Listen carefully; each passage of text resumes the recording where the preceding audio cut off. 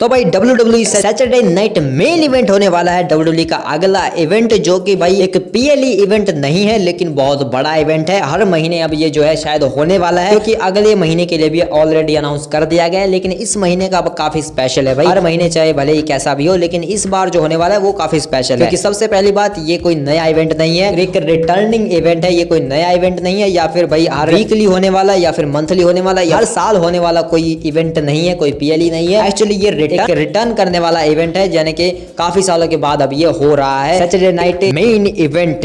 और काफी पॉपुलर था भाई अपने टाइम पर, ये जब पहले हुआ करता था 2008 में शायद ये लास्ट टाइम हुआ था शायद भाई, और उसी में भाई कोडी रोड्स ने बटिस्टा के अगेंस्ट भी कंप्लीट किया था। ये काफी इंटरेस्टिंग फैक्ट है जो मैं तुम्हें बता रहा हूँ क्योंकि कोडी रोड्स इस बार भी कंप्लीट कर रहे हैं। जो last Saturday night main event हुआ था उसमें भी कंप्लीट किया था, तो ये काफी इंटरेस्टिंग पॉइंट है। लेकिन भाई सैटरडे नाइट मेन इवेंट को लेकर काफी कंफ्यूजन थी इंडिया में कि क्या हमें इंडिया में ये देखने को मिलेगा या नहीं। NBC के ऊपर ये आने वाला है, वहां पर USA में, अमेरिका में, तो इस वजह से काफी कंफ्यूजन हो गया था। लेकिन अब जो है क्लियर हो चुका है पूरी तरीके से। सैटरडे नाइट मेन इवेंट एक काफी बड़ा शो है और भाई WWE को ऑफ कोर्स नॉट भाई ग्लोबल रीच करनी है। तो अगर तुम्हें ग्लोबल रीच करना है तो तुम्हें अपने सारे शोज को ग्लोबली लॉन्च करना चाहिए। तुम सिर्फ अमेरिका के लिए कुछ स्पेशल निकालो नहीं भाई, अगर तुम कुछ भी कर रहे हो वो सब तुम्हें शो सब कुछ तुम्हें दिखाना चाहिए भाई। मैं तो कहता हूँ जो लाइव इवेंट्स होते हैं ना वो भी दिखाया करो भाई, मैं तो यही कहता हूँ कि भाई वो भी तुम दिखाया करो। नेटफ्लिक्स पर जा रहे हैं तो भाई वहां पर शायद सब कुछ आने वाला है। लाइव इवेंट्स की भी भाई वीडियो डाल दो भाई, बना के तुम अच्छे से। मैं तो यही कहूंगा कि भाई क्योंकि लाइव इवेंट्स में भाई काफी बढ़िया मैचेस होते हैं। लेकिन सैटरडे नाइट मेन इवेंट की बात करते हैं तो भाई हमें वहीं पर देखने को मिलने वाला है, इंडिया में सोनी के ऊपर ये आने वाला है। टाइम डेट एंड टाइम और बाकी सब मैंने तुम्हें बता रखा है, पूरा मैच कार्ड पिछली वीडियो में, तो तुम जाकर वो वीडियो देख सकते हो, चेकआउट कर सकते हो। कैसे तुम देख सकते हो वो भी मैंने तुम्हें बताया, बिल्कुल फ्री में कैसे देख सकते हो वो भी मैंने तुम्हें बताया है, तो उसके लिए तुम वो वीडियो चेकआउट कर सकते हो। इस वीडियो में हम बात करने वाले हैं सैटरडे नाइट मेन इवेंट की शॉकिंग एंड की। हाँ भाई जानता हूं पिछली बार जो शॉकिंग एंडिंग वीडियो बनाई थी सर्वाइवर सीरीज की उसमें से तो एक भी घंटा ठीक नहीं हुई क्योंकि भाई हमारा काट दिया हर किसी ने। क्या ही कर सकते हैं, एक्सपेक्टेशंस ज्यादा नहीं रखनी चाहिए, बस यही बात है। तो इसलिए भाई हम इस बार भी जो है ज्यादा एक्सपेक्टेशंस नहीं रखेंगे। लेकिन क्या ये खेला हो सकता है क्योंकि भाई ट्रिपल एच ने पिछली बार भी ऐसे ही खेल लिया था हमारे साथ, क्योंकि भाई जो चीजें समर स्लैम में सोच रहे थे कि होनी चाहिए लेकिन वो बैड ब्लड में हुई थी। यानी कि भाई बैड ब्लड एक रिटर्निंग इवेंट था और उसके बाद जब अब जो दूसरा रिटर्निंग इवेंट है वो सैटरडे नाइट मेन इवेंट होने वाला है। तो हो सकता है कि भाई ट्रिपल एच ने जानबूझकर सर्वाइवर सीरीज में कुछ भी ना किया हो ताकि वो यहाँ पर करा सके। लेकिन भाई क्यों करवाना है यहाँ पर भी? रॉ नेटफ्लिक्स होने वाला है, रॉ नेटफ्लिक्स पर जाने वाली है। ट्रिपल एच ने कहा है कि रॉ नेटफ्लिक्स नहीं होने वाली, वो एक रेसलमेनिया होने वाली है एक तरीके से। वो तो हमें साल में 2 रेसलमेनिया देखने को मिलेंगी भाई, वाह मजा आ गया। तो भाई जो रॉ नेटफ्लिक्स होने वाला है पहला वो रेसलमेनिया लेवल स्टफ होने वाला है वहां पर, तो ऑफ कोर्स नॉट भी होना भी चाहिए क्योंकि first impression is the last impression, तो वो वाली बात है वहां पर। तो वो नेटफ्लिक्स को दिखाना चाहेंगे कि हम कितने कैपेबल हैं। तो इस वजह से पहली जो मंडे नाइट रॉ होगी 7 जनवरी को वो काफी मैसिव होने वाली है। उसके बारे में एक डिटेल वीडियो में बात करेंगे, उसके ऊपर भी जैसे PLE इवेंट की वीडियो आती है भाई वैसे ही बात करेंगे, ठीक है। फिलहाल हम इसकी शॉकिंग एंड के बारे में बात करते हैं। ज्यादा एक्सपेक्टेशंस नहीं रखते हैं लेकिन फिर भी थोड़ा बहुत वाइल्ड सोच लेंगे। सबसे पहली शॉकिंग एंडिंग क्या हो सकती है वो मैं तुम्हें बताता हूँ, धीरे धीरे करके भाई ग्राफ बढ़ाएंगे। तो सबसे पहली शॉकिंग एंडिंग ये हो सकती है कि भाई Cody Rhodes versus Kevin Owens का मैच होगा और इसमें केविन ओवंस जो है अनडिस्प्यूटेड चैंपियन बन जाए। कोडी रोड्स की बैंड बजा के, चीप शॉट हिट करके, लो ब्लो बजा के या फिर कुछ भी ऐसा वैसा करके केविन ओवंस जो है नया अनडिस्प्यूटेड WWE चैंपियन बन जाए, तो ये काफी अमेजिंग होगा। ये सच में एक शॉकिंग एंडिंग होगी और इसको मैंने सबसे पहले इसीलिए बताया क्योंकि ये नहीं होने वाली, क्योंकि ऐसा हो ही नहीं सकता भाई। WWE केविन ओवंस को नहीं जितवाएगी, वो कभी नहीं जितवाते भाई केविन ओवंस को, इसलिए तो केविन ओवंस भाई बुरा बन चुका है अब। इसलिए तो केविन ओवंस भाई राइट है, वो सही है क्योंकि भाई WWE कुछ करती नहीं उसी के साथ। और कोडी रोड्स को दिखाओ भाई 2 साल के अंदर आया और उसको चैंपियन बना दिया। केविन ओवंस भाई इतने सालों से काम कर रहा है, उसको कुछ घंटा भाव नहीं देते भाई WWE वाले, क्या ही कर सकते। तो भाई इसलिए केविन ओवंस बुरा बन चुका है। तो ये थी भाई पहली एंडिंग कि केविन ओवंस जो है चैंपियन बन जाए, जो कि नहीं हो सकता, इसलिए भाई सबसे पहले बता दी। एंड तक जाएंगे। इसके बाद दूसरी एंडिंग जो हो सकती है वो ये है कि भाई इस मैच में रैंडी ऑर्टन इंटरफेयर कर सकते हैं और वो आकर यहाँ पर बिट्रेल कर दे कोडी रोड्स को। यानी कि भाई रैंडी ऑर्टन आए और कोडी रोड्स के ऊपर अटैक करे, जिस वजह से यहाँ पर केविन ओवंस को वो जितवा दे WWE championship, undisputed WWE championship. तो भाई रैंडी ऑर्टन का रिटर्न तो शायद हो ही सकता है भाई इस इवेंट में। इनकी इंटरफेरेंस जो है काफी हाईली प्रेडिक्टेबल है और काफी हाई चांस है कि भाई Kevin Owens versus Cody Rhodes वाले मैच में रैंडी ऑर्टन आकर इंटरफेयर जरूर करेंगे, लेकिन वो कोडी रोड्स को बिट्रेल कर देंगे। ये काफी वाइल्ड है भाई क्योंकि ऐसा नहीं हो सकता। और जैसे कि मैंने बताया कि भाई केविन ओवंस चैंपियन बन ही नहीं सकता। क्योंकि ये बनवाएंगे नहीं WWE वाले, तो इसलिए भाई ये सोचना बेकार है। और भाई रैंडी ऑर्टन क्यों आके भाई कोडी रोड्स के ऊपर अटैक करेगा, क्योंकि भाई उसको तो दिक्कत है फिलहाल केविन ओवेंस से, क्योंकि केविन ओवेंस ने भाई एक करियर एंडिंग मूव हिट किया था रैंडी ऑर्टन के ऊपर, तो वो केविन ओवेंस को क्यों चैंपियन बनवाएगा।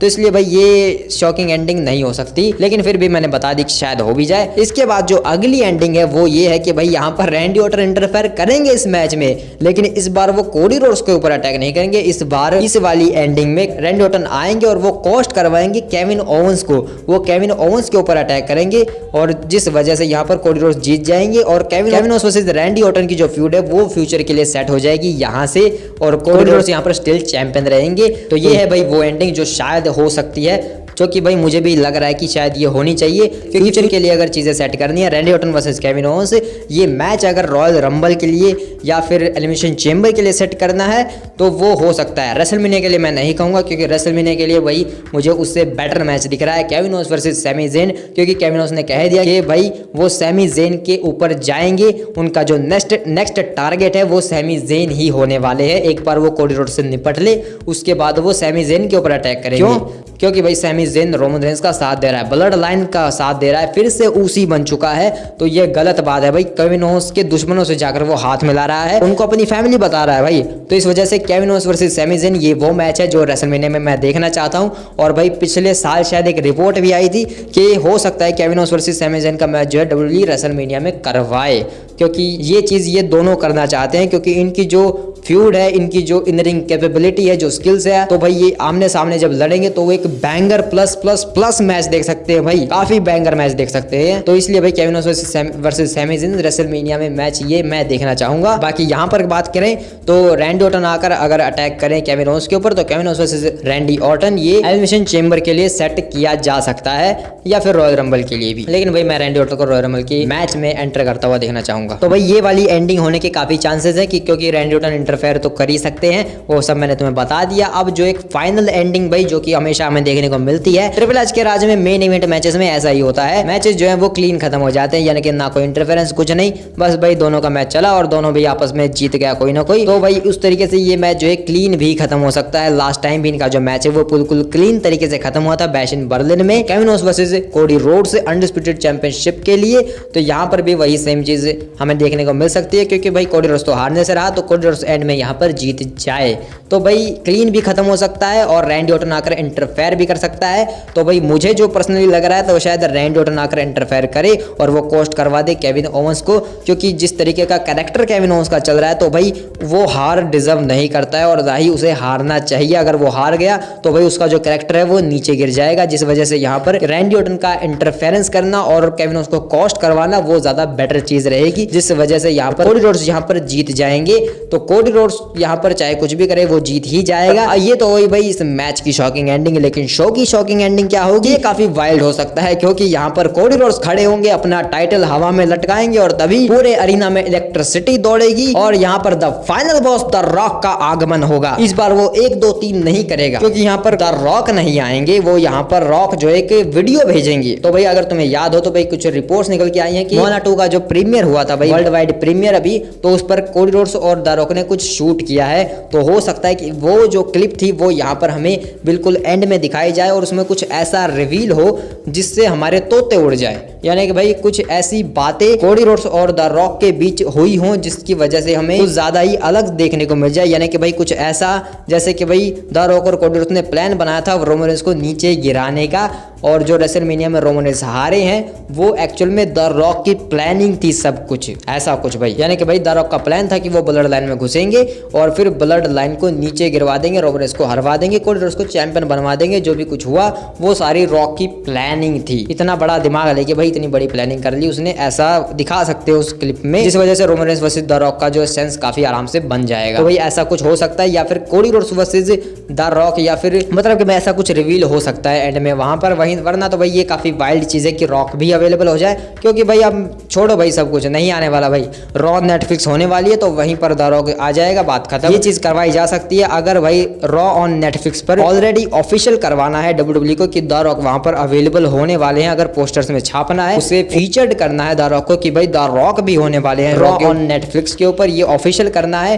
ताकि WWE जो है टिकट्स और जो है आई बॉल्स जो है ऑलरेडी अट्रैक्ट कर ले कि भाई रॉक वहां पर आने वाला है, तुम लोग देख सकते हो। इस वजह से अगर WWE चाहे तो करवा सकती है एज बिजनेस पर्सपेक्टिव, वरना तो भाई रॉक को जो एक शॉकिंग फैक्टर के जरिए यूज भी कर सकती है आराम से रॉ ऑन नेटफ्लिक्स पर, तो भाई शॉकिंग फैक्टर ज्यादा बेटर रहेगा। तो भाई मुझे जहां तक लगता है कोई रॉक वगैरह नहीं आने वाला, मतलब कि शो भाई जो है वो कोडी रोड्स की विक्ट्री सेलिब्रेशन के साथ जो है खत्म हो जाएगा, जहां पर रैंडी ऑर्टन भी अवेलेबल होंगे। लेकिन एक शॉकिंग एंडिंग और हो सकती है जो अभी मेरे दिमाग में आई कि रैंडी ऑर्टन आए, वो केविन ओस को हरवाएं, कोडी रोड्स को जितवा दे, उसके बाद भाई जब सेलिब्रेशन चल रही हो तो रैंडी ऑर्टन कोडी रोड्स को ही आरकेओ बजा दे, और उसके बाद WWE अनडिस्प्यूटेड चैंपियनशिप को अपने हाथों में लेकर रेज करे, और ये हो सैटरडे नाइट मेन इवेंट का एंडिंग पोस्टर कि रैंडी ऑर्टन के हाथों में अनडिस्प्यूटेड चैंपियनशिप है, कोडी रोड्स नीचे पड़ा हुआ है और केविन ओस भी नीचे पड़ा हुआ है, जिस वजह से एक ट्रिपल थ्रेट सिनेरियो हो जाए और एक ट्रिपल थ्रेट मैच हमें फ्यूचर में देखने को मिल जाए इन तीनों के बीच में। यानी कि भाई रैंडी ऑर्टन भी आए और वो बिट्रेल भी कर दे, वो केविन ओस से अपना बदला भी ले ले, कोडी रोड्स के ऊपर अटैक करके अपनी इंटेंशंस भी जाहिर कर दे कि उसे सिर्फ अनडिस्प्यूटेड चैंपियनशिप चाहिए। तो ये भी एक एंडिंग हो सकती है भाई सैटरडे नाइट मेन इवेंट की। कुछ ज्यादा ही वाइल्ड हो गया शायद, खैर जो भी हो देख लेंगे भाई क्या होगा सैटरडे नाइट मेन इवेंट में। ज्यादा होप नहीं रखेंगे, ज्यादा एक्सपेक्टेशंस नहीं रखेंगे, क्योंकि मैं तो नहीं रख रहा हूँ, बस मेरे दिमाग में जो कुछ आया मैंने तुम्हें बता दिया। तुम्हारे क्या थॉट्स है इस सैटरडे नाइट मेन इवेंट को लेकर, तुम मुझे कमेंट में बता सकते हो। और अगेन मैं तुम्हें बता देता हूँ कि ये हमें इंडिया में देखने को मिलेगा, जो भी डेट एंड टाइम है वो मैं तुम्हें बता दिया है अपनी उस वीडियो में, तो तुम वो देख सकते हो। वैसे यहाँ पे बता देता हूँ सुबह 6:30 बजे हमें देखने को मिलेगा 15 दिसंबर को। तो मिलते हैं किसी और वीडियो में, तब तक के लिए बाय।